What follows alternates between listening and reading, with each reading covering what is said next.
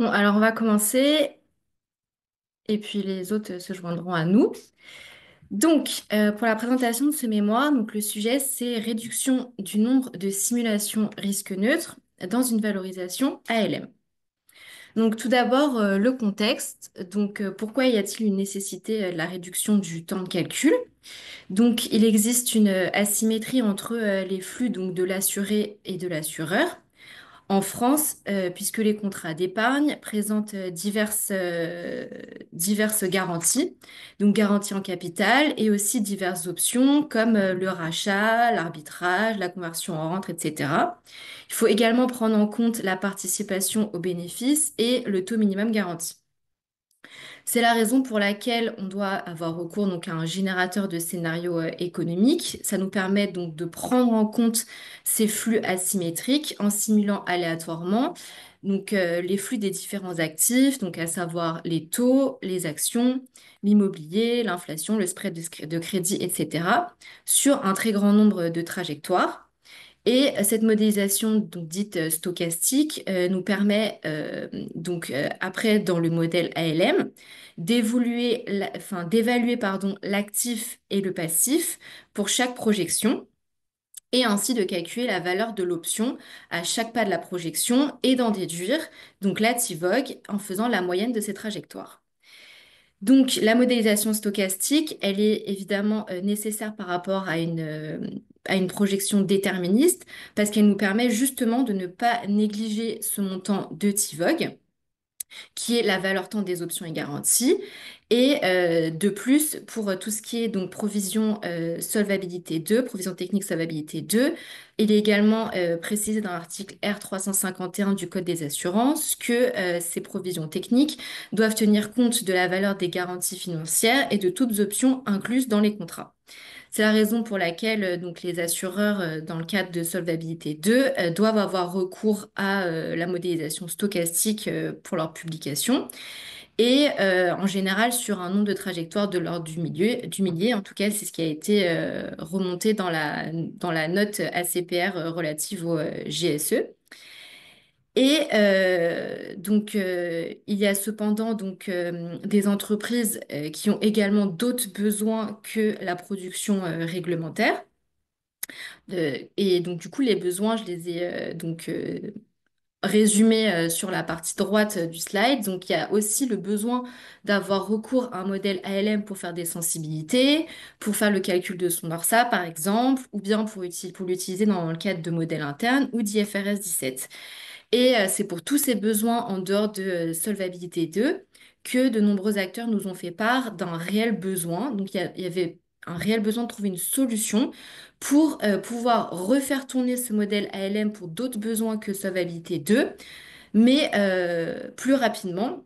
Donc par exemple avec un nombre plus limité de trajectoires.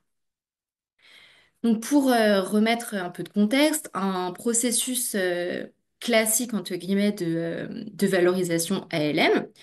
Il y a donc du coup d'une part la partie donc actif qui est représentée par le GSE dans le cadre d'un calcul stochastique où on va donc rentrer en input du générateur de scénario économique le prix des actifs ou la volatilité implicite et la courbe de taux sans risque, ce qui va permettre de calibrer les trajectoires des différents indices. Et on va donc projeter à l'aide de ce GSE 1000 à 5000 trajectoires de ces différents indices, donc taux, immobilier, actions, etc. À un horizon qu'on appelle extinction des contrats. En général, dans les modèles, c'est 40 à 60 ans et un pas de temps annuel, voire mensuel. Et une fois que donc du coup en amont du modèle ALM, on a la partie actif qui a été générée, qu'on va donc mettre en input de notre modèle ALM. Il y a également la partie relative au passif qu'on va devoir rentrer, c'est-à-dire la spécificité des contrats, donc je l'ai dit précédemment, pardon, tout ce qui est arbitrage, les caractéristiques plutôt TMG, etc. Et toutes les lois de mortalité, les lois de rachat structurel et entrer également tout ce qui est future décision de gestion dans le modèle ALM. Et donc dans le contexte de ce mémoire, on va donc générer 3000 simulations du générateur de scénario économique Milliman. Et on va calculer donc sur la base de ces 3000 simulations, donc une vif et une fuite de modèle. Et ça va être en fait notre cible dans toute la suite du mémoire. Et donc parallèlement à ces 3000 simulations, donc on va reprendre donc en input ces 3000 simulations et on va donc utiliser un outil de réduction de simulation, qui est donc l'outil qui a été développé dans le cadre de ce mémoire, où on peut choisir donc la méthode de réduction de simulation et le nombre de scénarios voulus. Et une fois qu'on a largement réduit le nombre de scénarios, par exemple, on va dire 200 scénarios, on va recalculer sur la base de, par exemple, ces 200 scénarios, une nouvelle vif et une fuite de modèle et on va la comparer à la cible. Et donc l'objectif de ce mémoire, c'est bien de développer donc un outil robuste qui nous permet de se rapprocher au maximum des résultats obtenus avec notre cible de 3000 simulations, mais avec un nombre très largement réduit de simulations. Donc, pour développer cet outil, on a d'abord voulu s'intéresser à ce qui était déjà disponible sur le marché. Donc, en particulier, pour réduire le temps de calcul des modèles ALM, on s'est intéressé à une étude des pratiques de marché qui a été faite dans le cadre de la SOA, qui s'appelle Model Efficiency Study Results. Et donc, pour réduire le temps de calcul, donc aux États-Unis, il y a deux axes qui ont été développés. À la fois l'axe nombre de modèles points de passifs à projeter, c'est-à-dire réduire le nombre de modèles points qu'on va projeter pour gagner du temps de calcul. Ou bien un deuxième axe qui est la réduction du nombre de simulations, c'est-à-dire la réduction du nombre de trajectoires économiques, qui est donc la partie, enfin l'axe sur lequel on s'est orienté. Et en particulier, les recherches qui étaient les plus poussées à date sur la réduction du nombre de simulations sont celles de Evan Xue en 2012, donc dans son article Efficient Stochastic Modeling for Large and Consolidated Insurance Business. Et donc du coup, on s'est vraiment inspiré donc à la fois de cette étude de marché et de l'article de Evan Xue dans la suite des sélections de trajectoires que je présenterai plus tard. Et en particulier, pourquoi c'est plus concentré sur la réduction de simulation plutôt que la granularité des modèles points? C'est parce qu'on s'est rendu compte que déjà dans cette étude de marché et à travers les autres mémoires qui ont été publiées, il y avait déjà des choses très satisfaisantes qui avait été faite sur sur la partie model points. Et de plus, dans la partie réduction de simulation, comme les résultats étaient un peu moins satisfaisants aussi sur cette étude de marché, on s'est dit qu'il y avait vraiment un intérêt à pousser un peu plus loin ces méthodes. Et donc, à noter que contrairement à cette étude de marché, dans le cadre de ce mémoire, on va avoir une étude sur une partie risque neutre, alors que la partie étude de marché qui avait été faite aux États-Unis avait non seulement été faite donc, sur des données américaines et des produits américains, mais également en real world. Donc du coup, dans ce mémoire, on va aller plus loin en risque neutre et sur le marché français. Donc, une fois qu'on a étudié le contexte sur la réduction de temps de calcul, on s'est également intéressé à la note générateur de scénarios économiques, donc point d'attention et bonne pratique de la CPR qui a été publiée en 2020, parce qu'on voulait également s'assurer que notre outil de réduction de simulation était quand même en ligne avec les bonnes pratiques qui ont été développées dans cette note et en particulier pour tout ce qui était donc test de martingalité, de market consistency et de fuite de modèle. Donc, en deuxième partie, donc il est à noter qu'en plus de ce qui existe déjà sur le marché, et en particulier principalement sur le marché américain, sur le côté européen, il y a un groupe de travail qui a été lancé par l'EIOPA qui s'appelle PHRSS. Donc PHRSS, c'est pour Prudent Harmonized Reduced Set of Scenarios. Et le contexte, c'est que donc l'EIOPA a fait le constat que certains assureurs européens effectuent un calcul en déterministe et que donc ils ne sont pas capables d'évaluer le montant de TIVOC qui est associé à ces contrats. L'objectif donc de ce groupe de travail, c'est de fournir aux assureurs européens qui sont en calcul déterministe une approche qui leur permettrait donc de refléter un niveau prudent de TIVOC dans le calcul de leur provision technique. Pour ce faire, il y a eu donc deux phases à cette étude. Donc la première, c'est une étude d'impact. Donc on cherche à savoir si les méthodes proposées par PHRSS donnent des résultats satisfaisants. Et donc on va les comparer aux résultats que peuvent produire le scénario, que peuvent produire un modèle ALM, mais avec l'utilisation de milliers de trajectoires stochastiques. Et donc, en particulier, l'EIOPA a proposé, donc, sur la base de fin 2021, début 2023, donc des scénarios basés sur un arrêté à fin 2021 qui ont été publiés sur le site début 2023. Donc, il y a 6 sets de 9 scénarios qui ont été partagés avec donc un déflateur, des zéro coupons, un indice action et un indice immobilier. Et donc la première consultation publique était donc visée pour les entreprises qui avaient déjà un GSE pour qu'elles soient capables donc de comparer, comme je le disais précédemment, le résultat avec le GSE versus le résultat avec les trajectoires PHRSS. Et donc ça a permis à l'EIOPA d'avoir des retours sur est-ce que les méthodes proposées dans PHRSS était proche de ce qu'on pouvait obtenir avec un générateur de scénario économique ou non. Et donc, une fois que l'IOPA aura décidé que ces trajectoires et les méthodologies proposées sont stabilisées et sont suffisamment précises pour avoir un niveau prudent de TIVOG, il y aura donc une deuxième partie dans l'étude du groupe PHRSS qui est donc appliquer ces trajectoires aux entreprises qui font un calcul indéterministe. Et donc, en fonction de plusieurs critères, et notamment du niveau de TIVOG qui sera calculé à l'aide des trajectoires PHRSS, les régulateurs pourront déterminer si oui ou non les entreprises indéterministes doivent avoir recours à un générateur de scénarios économiques en risque neutre. Donc, en particulier, pour le moment, donc, sur fin 2021, les trajectoires qui ont été envoyées, donc c'est, comme je le disais, donc 9 scénarios qui suivent donc 3 méthodes différentes. La première méthode de sélection, donc l'EIOPA a projeté à l'aide d'équations différentielles stochastiques sur, donc du coup, comme je l'ai dit, un déflateur des zéro coupons, un indice action, un indice immobilier, des milliers de trajectoires. Et ensuite, il faut se poser la question de comment sélectionner ces trajectoires. Donc, 9 parmi plusieurs milliers. Donc, ici, j'ai donc la, dis- enfin, la description graphique de la méthode 1, qui est la méthode aléatoire. Donc, la méthode 1, c'est se dire parmi un nombre de plusieurs milliers de trajectoires, je vais choisir donc aléatoirement 9 scénarios. Donc là, on le voit, on aurait donc, dans le cas de plusieurs milliers, on aurait eu donc les mêmes trajectoires, mais sans quasiment pouvoir les distinguer parce qu'il y en aurait plusieurs milliers. Et ici, on a donc le tracé, par exemple, sur les taux zéro coupon 10 ans, de 9 trajectoires parmi ces milliers. De même pour les indices actions. Donc, on voit que, on garde très clairement la volatilité qu'on avait en stochastique pour ces 10 trajectoires.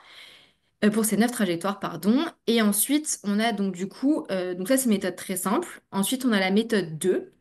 Donc la méthode 2, c'est une méthode quantile.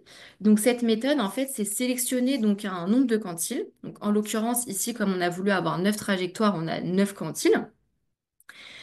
Et une fois que, on a sélectionné donc ces 9 quantiles, on va ensuite sélectionner donc à chaque pas de la projection la trajectoire quantile. Et donc ce qu'on observe, c'est qu'on a des trajectoires qui sont donc très lisses, puisqu'en fait, elles correspondent à la valeur d'un quantile à chaque pas de la projection. Et donc, on voit très bien donc, sur les graphiques que j'ai mis ici, c'est que on sous-estime très largement la volatilité des scénarios, puisque par exemple, sur cette trajectoire, on voit qu'on a un indice action qui est tout le temps à la hausse. Donc, du coup, la vol action est très largement sous-estimée. Et ça, c'est un aspect du coup qui sera corrigé dans la méthode qui suit. Donc, la méthode qui suit, c'est la méthode scénario équivalent qui va reprendre aussi une notion de quantile, mais cette fois-ci, c'est une méthode de classification des trajectoires en fonction du prix d'un portefeuille moyen. Donc, en l'occurrence, ici, c'est le portefeuille moyen EIOPA.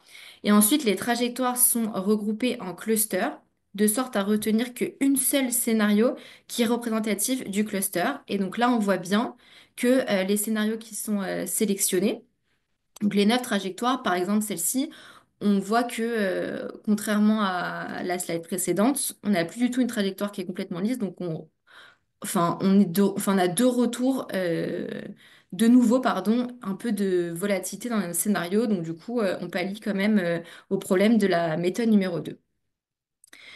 Du coup, pour résumer, les scénarios qui ont été publiés à fin décembre 2021. Donc il y a 6 lots de 9 scénarios. Donc le lot 1 et 2, ils sont relatifs à la méthode 1, c'est-à-dire la sélection aléatoire. Les lots 3 et 4, ils sont relatifs à la méthode 2. Et les lots 5 et 6, ils sont relatifs à la méthode 3. Et pourquoi on arrive à 6 lots à la fin? C'est parce que donc du coup sur le lot 1 et 2, même si c'est la même sélection enfin la même méthode de sélection, on a quand même changé la graine. Pour la méthode 2, c'est une méthode quantile, mais on a changé la liste des quantiles. Et pour la méthode 3, de même, on a changé la graine. Donc, on n'a pas exactement les mêmes scénarios, malgré le fait qu'on ait la même méthode de sélection. Donc, une fois qu'on a dit qu'on a sélectionné nos scénarios, évidemment, ça va pas, enfin, pas nous permettre d'avoir des résultats qui sont satisfaisants. Et donc, du coup, c'est la raison pour laquelle il y a une deuxième étape après la sélection des scénarios, qui est l'étape donc d'ajustement. Et il y a donc deux ajustements qui sont effectués. Donc la repondération et le Moment Matching Adjustment, donc MMA. Donc pourquoi faire une repondération? En fait, c'est très intuitif parce que on se rend compte que sans la repondération, évidemment, si on va prendre que 9 scénarios par rapport à plusieurs milliers, on sait déjà d'avance qu'on va avoir un résultat qui sera mauvais si on leur donne à chacun un neuvième du poids total. Et donc, en réalité, pour pouvoir avoir des résultats qui sont proches de ceux avec plusieurs milliers de simulations, il va falloir pouvoir se donner la liberté de surpondérer ou de sous-pondérer certaines trajectoires pour nous permettre de nous rapprocher de notre cible. Et donc, à noter que ici, comme on n'a que 9 simulations dans le cadre de l'EIOPA, en fait, il va y avoir quand même une contrainte qui est celle de ne pas attribuer un poids nul ou presque nul à une des trajectoires, parce que comme on est déjà sur un nombre très réduit de trajectoires, on ne veut pas en plus que lors de la repondération, on donne un poids quasi nul à une simulation, parce que déjà 9 c'est très faible, donc du coup, on ne veut pas en exclure certaines. Donc, en l'occurrence, dans la méthode PHRSS, donc les poids sont déterminés à l'aide d'un algorithme d'optimisation sous contrainte. Et une fois qu'on a identifié donc les poids des 9 trajectoires, il y a un deuxième ajustement qui est donc le Moment Matching Adjustment. Et le Moment Matching Adjustment, donc appelé MMA, c'est une méthode qui permet donc d'adapter les trajectoires afin qu'elles soient martingales, puisque par construction, le test de martingalité obtenu sur un nombre bien plus réduit de scénarios va être donc dégradé par rapport à la cible des 3000 trajectoires initiales. Et donc, pour finir, comment ont été calibrées les trajectoires? Alors, il y a d'une part donc la courbe EIOPA, donc la courbe de taux sans risque, et pour tout ce qui est donc la partie volatilité des différents indices, il y a un choix qui a été fait par l'EIOPA de dériver en fait la volatilité des chocs de la formule standard. Donc, on n'utilise pas du tout des données de marché. Et donc, les YOPA a avancé plusieurs raisons, enfin deux raisons. La première, donc, c'est pour éviter des coûts supplémentaires en ayant recours à des providers de marché, de données de marché. Et la deuxième chose, c'était l'objectif à ce moment-là d'avoir une méthode qui était stable dans le temps. Donc, une fois qu'on a récupéré donc, ces 9 trajectoires sur chacun des lots, on a voulu donc les tester sur un portefeuille représentatif du marché français. Donc en l'occurrence, on a pris un portefeuille à la même date, donc un arrêté fin 2021. Et donc c'est un portefeuille d'assurance vie très classique avec donc une très grosse part d'obligations, donc 72% d'obligations, une part 12% d'actions, 6% d'immobilier, le reste en autres, principalement de l'OPCVM. Et donc, du coup, on a une situation donc, à fin 2021 où on a encore donc, des plus-values latentes obligataires, donc de l'ordre de 9,6%, et des situations de plus-value latente également sur la partie action immobilier.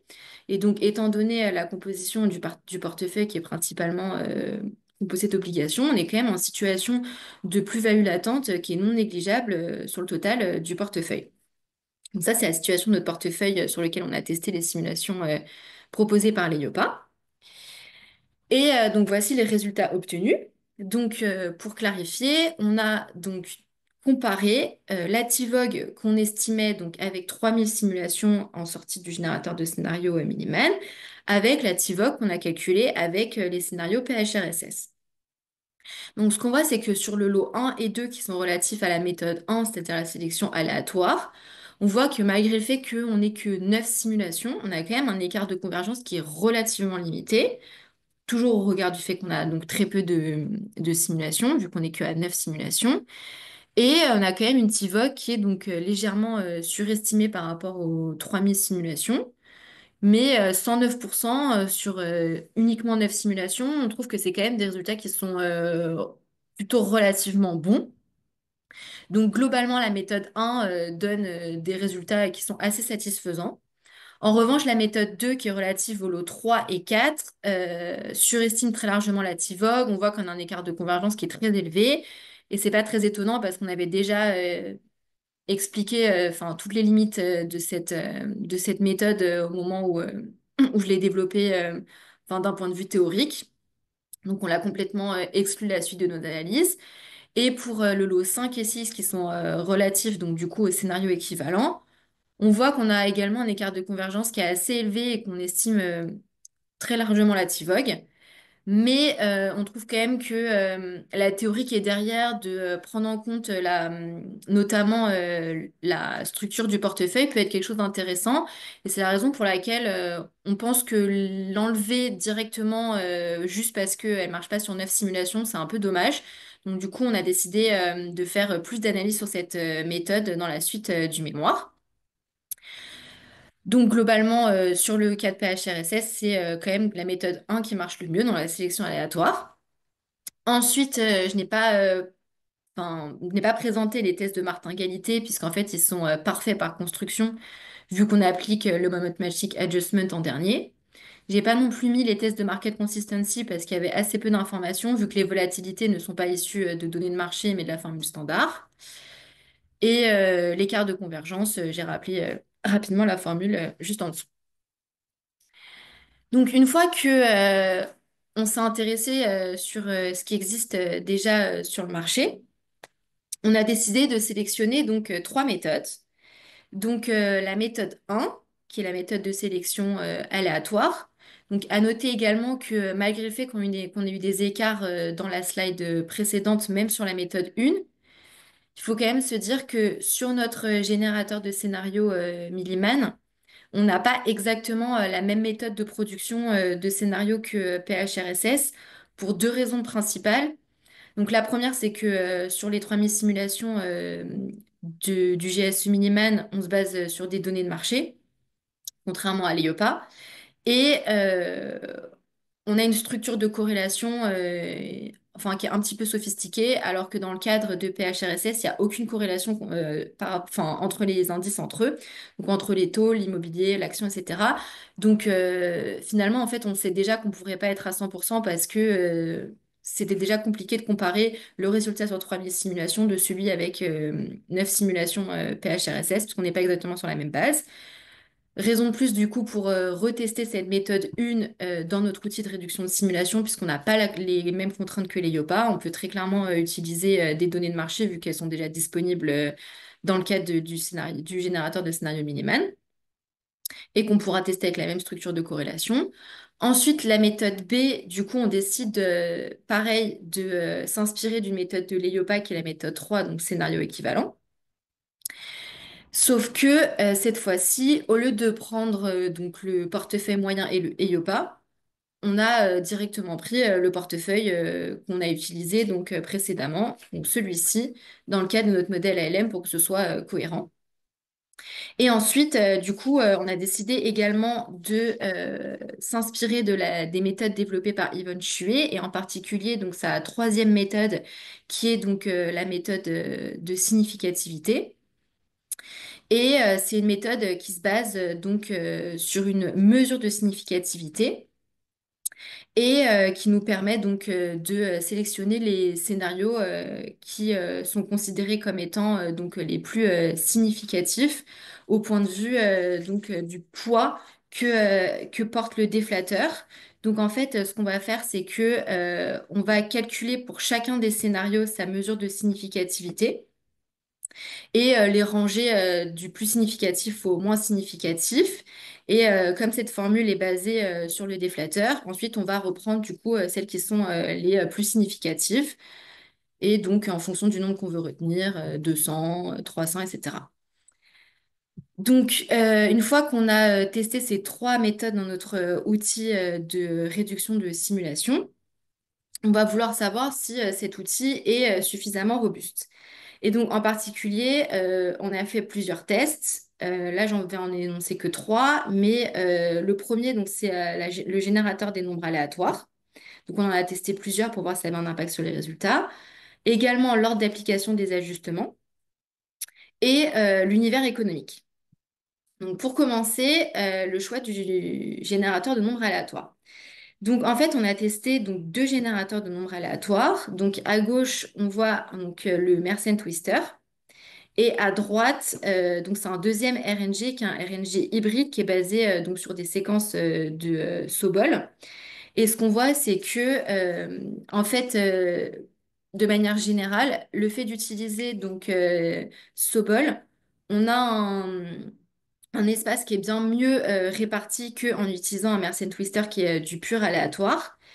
Et en fait, ce qu'on se dit, c'est que plus le générateur de nombres aléatoires met bien l'espace, plus on s'attend à ce que la réduction du nombre de simulations soit meilleure, puisqu'on va déjà chercher un nombre réduit de trajectoires parmi celles qui sont simulées. Et donc, du coup, on veut être sûr qu'en réduisant, on va pas en plus enfin, se retrouver dans des espèces de petits clusters qui sont déjà créés par le fait qu'on n'a pas des simulations qui sont bien réparties dans l'espace. Et donc, en réalité, on se rend compte que effectivement, euh, notre GSE sur les 3000 simulations donne des résultats plus précis quand il est en Sobol qu'en Mersenne Twister, et donc en réduisant à 200 simulations. Donc ici, on a les résultats sur 200 simulations avec une sélection aléatoire, donc une méthode A. On se rend compte que le RNG hybride donne, donc basé sur des séquences de Sobol, donne un écart de convergence qui est bien plus faible que le Mersenne Twister. Et de plus, sur donc les RMSRE de martingalité et de market consistency ou de cohérence aux données de marché, on voit également qu'on a des résultats qui sont bien meilleurs avec le RNG hybride qu'avec le Mersenne Twister. Et donc, du coup, on se rend compte que ça va très largement améliorer nos résultats d'utiliser un RNG hybride. C'est la raison pour laquelle, dans la suite de ce mémoire, on prendra donc des trajectoires qui sont issues d'un GSE basé sur un RNG hybride. Ensuite, on a voulu savoir quelle était l'importance de l'application des ajustements. Donc, ce qu'on voit, c'est que sans ajustement, on a un écart de convergence qui est faible sur 200 simulations, qu'on sous-estime un petit peu la TIVOG, mais un peu plus largement la VIF, malgré le fait qu'on a quand même enfin, des tests de market consistency et de martingalité qui sont bons. Cependant, on se rend compte quand même que en appliquant donc le MMA et la repondération, on a quand même des résultats qui sont meilleurs. On le voit surtout sur la VIF. Et en réalité, la combinaison d'ajustements qui donne les meilleurs résultats, c'est donc faire la repondération en premier, puis le moment matching adjustment, puisque donc du coup par construction, on va avoir un test de martingalité qui est parfait, que on a un écart de convergence qui reste limité et que on est plus précis pour estimer donc la TIVOG et la VIF et que on a quand même une market consistency qui reste très largement acceptable.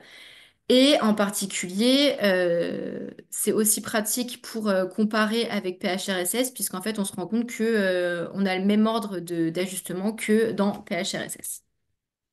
Également, dans la suite de ce mémoire, comme on a vu que enfin, qu'on avait les meilleurs résultats avec une repondération puis un moment matching adjustment, on va garder cet ordre d'application des ajustements pour la suite du mémoire. Ensuite, on a voulu savoir si notre outil de réduction de simulation était sensible ou non à l'environnement économique. Donc là, c'est quelque chose qui est très important parce que on veut avoir un outil qui puisse être pas trop sensible à l'environnement économique. On veut pouvoir l'utiliser à plusieurs arrêtés différents. Et on voulait vraiment tester sur un environnement économique qui était très différent notre premier test, c'est-à-dire fin 2021. Et en l'occurrence, donc le hasard fait bien les choses entre guillemets, puisque dès 2022, on a une situation qui est complètement différente de 2021, puisque on a une situation de hausse des taux, et donc du coup, on a décidé donc de tester notre outil sur 2022, enfin sur un environnement proxy 2022. Et à fin 2022, on voit que contrairement à 2021, on est très clairement en moins-value sur la partie obligataire, bien que on garde quand même une plus-value latente sur l'immobilier qui est quand même assez élevée, mais les plus-values latentes pardon, sur les actions sont beaucoup plus faibles. Et étant donné la composition du portefeuille qui est donc à plus de 70% composé donc, d'obligations, au global, on est quand même en situation de moins-value latente. Donc, à fin 2022, on a régénéré 3000 simulations, mais donc basées sur des données de marché à fin 2022. On a refait tourner donc notre outil de réduction de simulation avec les mêmes méthodes, les mêmes types d'ajustements, enfin exactement le même outil. Et on se rend compte, par exemple, ici avec la méthode A, qui est la sélection aléatoire, que bien qu'on ait changé l'environnement économique, donc les trajectoires de GSE au départ, on obtient quand même des résultats qui sont très satisfaisants sur 200 simulations, puisqu'on a une fuite de modèle qui est très limitée et qu'on arrive encore à correctement estimer la VIF et la TIVOG, ce qui nous permet de conclure que l'outil de réduction de simulation reste performant avec des données de GSE qui sont sur un environnement économique complètement différent, donc 2022. Donc on aurait pu s'arrêter là et se dire que déjà avec 200 simulations, comme je viens de le présenter, on a déjà des résultats qui sont satisfaisants. Cependant, il y avait quand même, donc en entrée de notre outil de réduction de simulation, certains paramètres qu'on pouvait quand même optimiser pour encore augmenter la vitesse de calcul et en particulier le nombre de simulations. Donc jusqu'à présent, on a montré des résultats sur 9 simulations ou sur 200, donc 9 pour pouvoir comparer avec PHRSS. Ou bien 200. Alors 200, c'est vraiment à jugement d'experts parce qu'on a testé beaucoup de réductions de simulation et qu'on s'est rendu compte qu'à partir de 200, on commençait à avoir des résultats qui étaient satisfaisants. Donc on a testé nos différentes méthodes, nos différents ordres d'ajustement sur 200 simulations, mais ce paramètre n'a pas du tout été optimisé. C'est vraiment un paramètre à jugement d'experts. Et on a un deuxième paramètre qui est donc du coup le paramètre d'entropie qui a été également mis à jugement d'expert à 0,1 pour 9 simulations et à 0,001 pour 200 simulations. Et le paramètre d'entropie, donc du coup, il intervient en particulier au moment de la repondération, puisque c'est grâce à ce paramètre qu'on détermine si on veut se rapprocher le plus ou non d'une loi uniforme. C'est-à-dire, est-ce qu'on veut que chaque simulation ait le même poids ou est-ce qu'on veut permettre un degré de liberté beaucoup plus large et très largement surpondérer ou très largement sous-pondérer certaines simulations? Donc, en l'occurrence, on voit que le paramètre qu'on avait choisi était beaucoup plus faible pour 200 simulations. Et en fait, ça veut dire que pour 200 simulations, on se laisse beaucoup plus de liberté pour très largement surpondérer ou sous-pondérer certaines simulations. Et ça vient faire écho à ce que je disais précédemment sur 9 simulations, c'est-à-dire que sur 9 simulations, on peut un peu moins, enfin, un peu moins se permettre, voire pas du tout se permettre d'enlever certaines simulations, de les quasi, enfin de les, c'est même pas les sous-pondérer, mais quasiment les enlever avec des poids qui sont presque égaux à zéro, alors que sur 200 simulations, c'est plus possible de se permettre cette liberté. Donc, on va vouloir utiliser donc, ce qu'on appelle une cross-validation pour trouver ces paramètres optimaux. Donc, en l'occurrence, on aimerait savoir quelle est la meilleure méthode de sélection de scénarios, quel est le nombre de scénarios optimal et quel est le paramètre d'entropie optimale. Donc ça, c'est vraiment tout ce qu'on donne en entrée de notre outil de réduction de simulation et c'est les paramètres sur lesquels on peut jouer. puisque les autres inputs qu'on donne à notre outil de réduction de simulation, c'est les trajectoires de GSE sur 3000 simulations. Celle-ci, c'est un input sur lequel on a déjà expliqué qu'on avait regardé le RNG, on ne va pas changer. On est déjà très satisfait, donc on utilise ces trois paramètres. Donc pour être sûr que c'est les paramètres optimaux, on va vouloir avoir des métriques à optimiser. Et pour ce faire, on va avoir donc trois métriques qui vont être importantes. La première, c'est une métrique sur la VIF. On va vouloir être sûr qu'avec ces paramètres, on obtient une VIF qui est proche de la cible. On veut également avoir une fuite de modèle qui est très limitée. Donc ça, c'est notre deuxième métrique à optimiser. Et on veut aussi vérifier donc, sur les RMSRE que les tests de cohérence aux données de marché et les tests de master-égalité sont très largement satisfaisants. Et donc, pour résumer à l'aide d'un schéma, la cross-validation, on a généré donc 3000 simulations à l'aide du générateur de scénario et Minimal. Admettons par exemple la fin 2021. Donc ça ne change pas. Et on va estimer donc du coup la VIF et la fuite de modèles par scénario. Et en parallèle, ce qu'on va faire, c'est que on va créer des tables en faisant varier le nombre de simulations, le type de méthode et le paramètre d'entropie. Et avec ces différentes tables, on va chercher à minimiser le RMSRE. Enfin, les RMSRE, du coup, sur la partie martingalité et market consistency. Ensuite, on va identifier donc pour quelle méthode et pour quel paramètre d'entropie on va avoir donc du coup les RMSRE qui sont les plus faibles. Et puis une fois qu'on a trouvé donc du coup pour quelle méthode et pour quel paramètre d'entropie, on va ensuite chercher pour quel nombre de simulations on va réussir à avoir également enfin, les meilleures métriques. Et une fois donc du coup qu'on a trouvé grâce à cette cross-val des tables réduites qui vont nous donner donc la méthode de sélection de trajectoire optimale, le nombre de scénarios optimal et le paramètre de poids d'entropie optimale, on va pouvoir tester du coup ces tables réduites dans notre modèle ALM pour s'assurer que avec ces paramètres, une fois qu'on refait tourner le modèle ALM, qu'on a bien des résultats qui sont satisfaisants. Et donc, c'est ce que je présente ici. On s'est rendu compte, du coup, à fin 2021, que donc il y avait plusieurs candidats. Et en particulier, on se rend compte que pour 127 simulations, donc ça, c'est un nombre qui est obtenu grâce à la cross-validation. Pareil pour le poids d'entropie, et en l'occurrence, là, on est sur une méthode A. En fait, on se rend compte que pour 127 simulations, avec un paramètre d'entropie optimisé à 0,16, on arrive à avoir donc une métrique sur la VIF et la TIVOG qui sont très bonnes, puisque donc je les ai présentées plus tôt. En fait, on s'attend à ce que ces deux métriques soient les plus faibles possibles et que celle sur le RMSRE soit inférieure à 5%. Et on voit bien que notre RMSRE est très largement inférieur à 5% et que on estime très largement enfin, on estime très bien la VIF puisqu'on est très proche donc de zéro, c'est-à-dire très proche de notre cible avec 3000 simulations. Notre fuite de modèle qui est très limitée et pareil, on estime très bien notre TIVOG puisqu'on est très proche de zéro. Et donc, on se rend compte que, à l'aide de la cross-val, sur, par exemple, 127 simulations, on arrive déjà à avoir des résultats qui sont très satisfaisants par rapport à un calcul, entre guillemets, classique avec les 3000 simulations.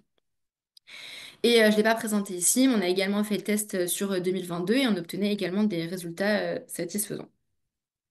Donc, pour conclure, donc, on a étudié plusieurs pistes dans ce mémoire. Donc, on a voulu voir si on pouvait donc présenter des évolutions aux méthodes EIOPA et à celles développées par Evan Shui qui s'appelle donc la méthode de significativité. Pour chacune de ces méthodes, on a cherché à savoir quels étaient les points positifs et négatifs pour pallier à certaines des contraintes. On a voulu s'assurer que notre outil était suffisamment robuste en effectuant plusieurs sensibilités. Sensibilité au générateur de nombres aléatoires, à l'environnement économique. On a également aussi fait un test sur le modèle de taux. Et du coup, on a fait une accélération des calculs qui était vraiment poussée au maximum à l'aide donc de l'outil qui est la cross-validation. Et donc tous ces éléments nous ont vraiment permis de conclure que notre outil de réduction de simulation, à l'aide de repondération, était suffisamment robuste.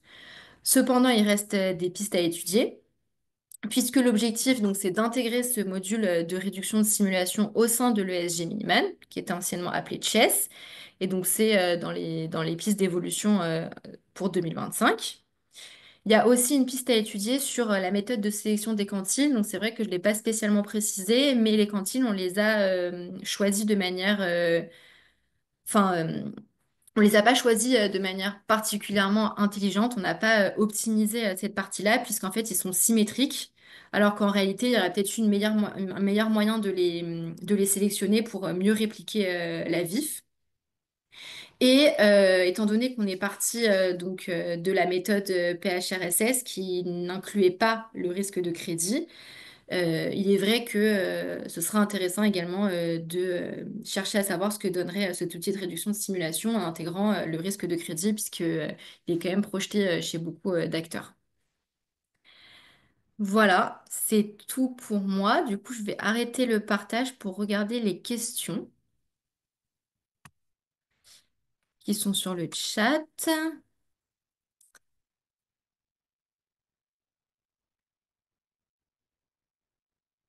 Alors, juste, je pense que vous avez déposé des questions au moment où j'étais en train de présenter une slide en particulier.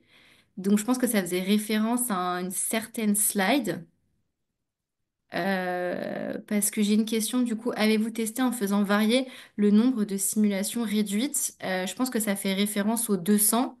En l'occurrence, oui, enfin, on a fait un peu, entre guillemets, à tâtons. Donc, on a essayé enfin, un nombre très large de réductions de simulation, 100, 150, 200, etc. Et c'est à partir de 200 qu'on s'est rendu compte qu'on avait des résultats qui étaient plutôt satisfaisants.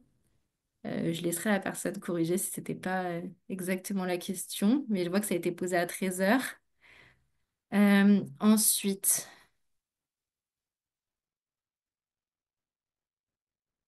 alors, ok, il y a une question sur est-ce que l'une de ces méthodologies va être utilisée pour la production S2? Alors, en particulier et donc oui, effectivement, quelles sont les exigences des CAC ou de la CPR en termes de justification? Alors, l'objectif de la réduction de simulation, c'est pas du tout de pallier, de remplacer en tout cas ce qui est fait sur plusieurs milliers de trajectoires pour les publications réglementaires. Puisque, comme je l'ai dit précédemment, il y a bien une notice ACPR qui explique quels sont les niveaux d'exigence de la CPR sur la partie des GSE.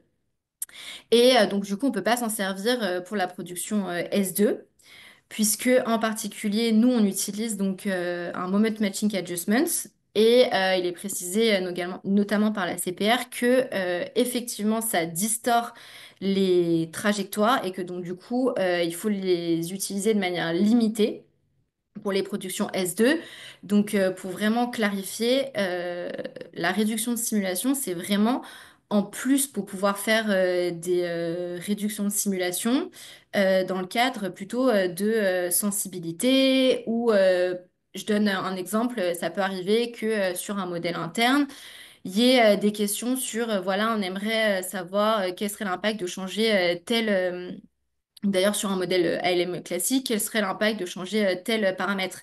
Effectivement, quand il y a des contrôles sur place, il n'y a pas toujours le temps de tout refaire tourner. Ça peut être aussi un moyen de, au lieu d'utiliser des proxys, plutôt utiliser cette méthode de réduction de simulation pour avoir un résultat plus précis entre guillemets, un produit en croix ou un produit en croix amélioré.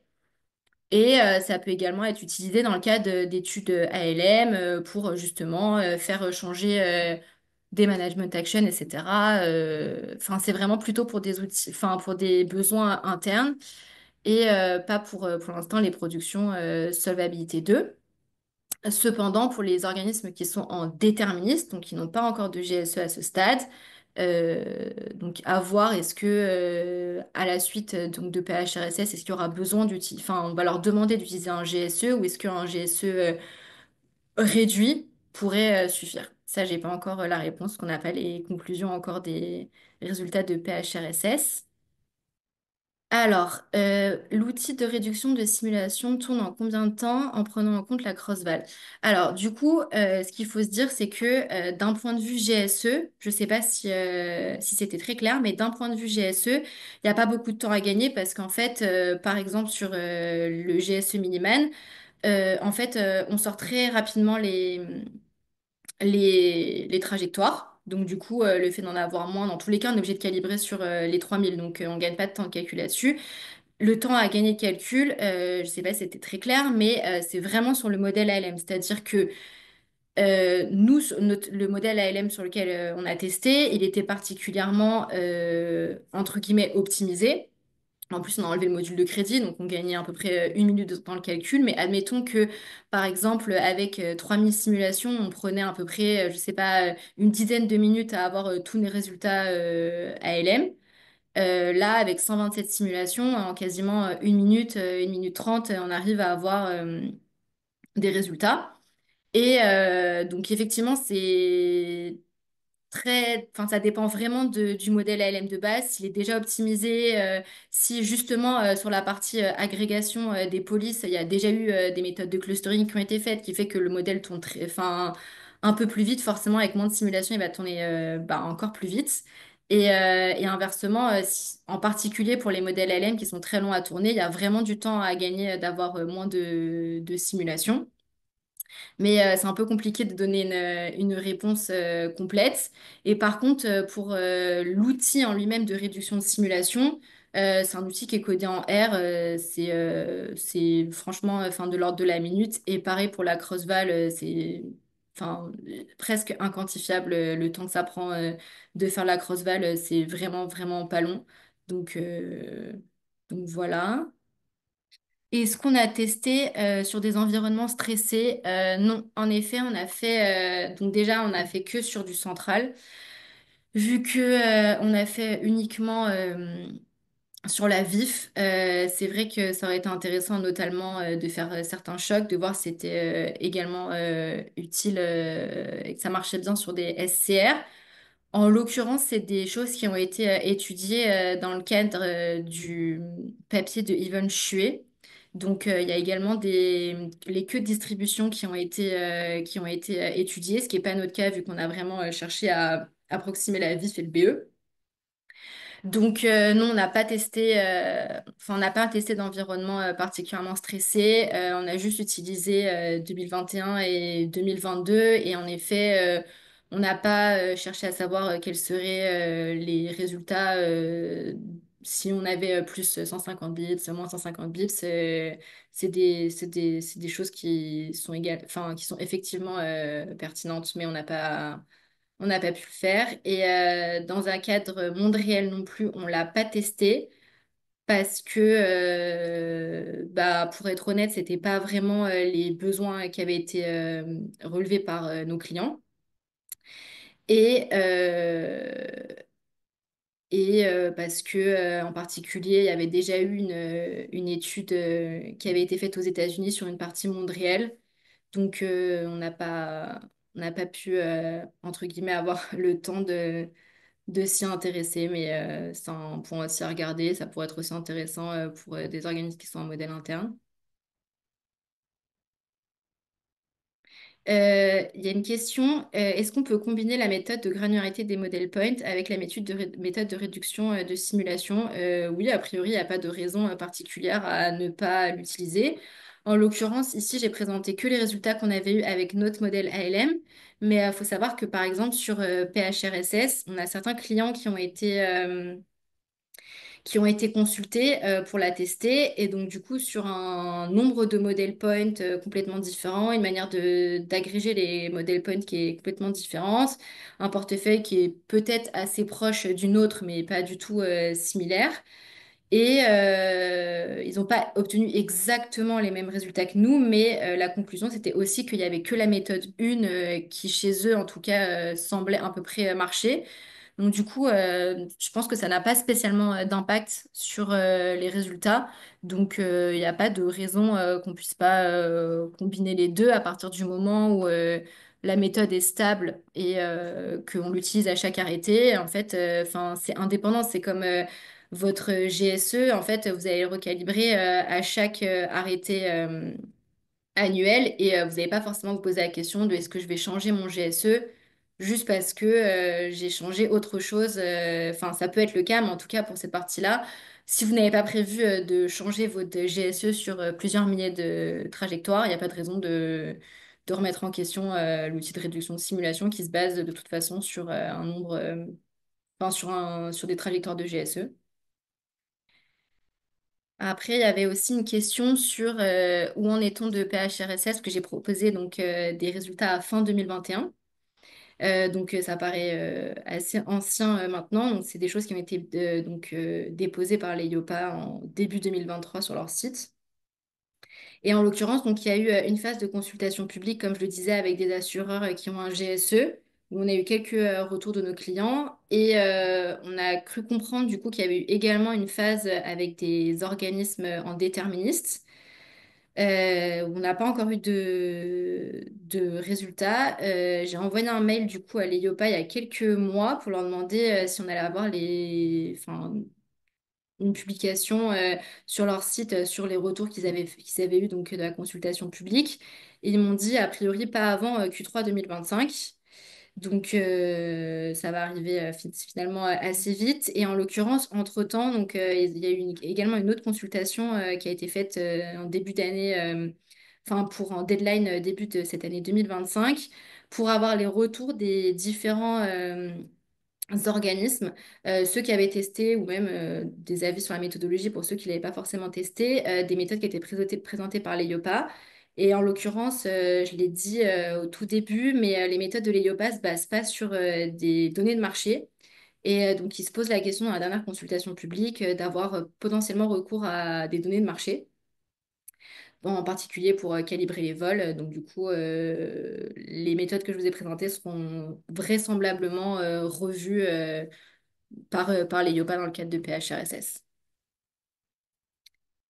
Voilà, j'ai plus de questions. Je pense qu'on peut clôturer la séance. Merci beaucoup. Bon après-midi.